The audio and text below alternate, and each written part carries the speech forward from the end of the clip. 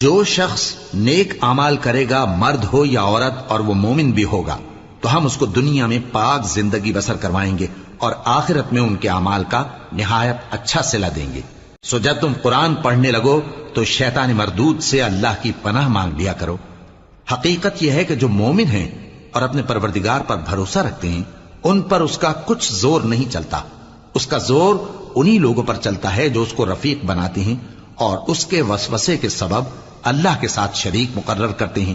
اور جب ہم کوئی آیت کسی آیت کی جگہ بدل دیتے ہیں اور اللہ جو کچھ نازل فرماتا ہے اسے خوب جانتا ہے، تو کافر کہتے ہیں کہ تم تو اپنی طرف سے بنا لاتے ہو۔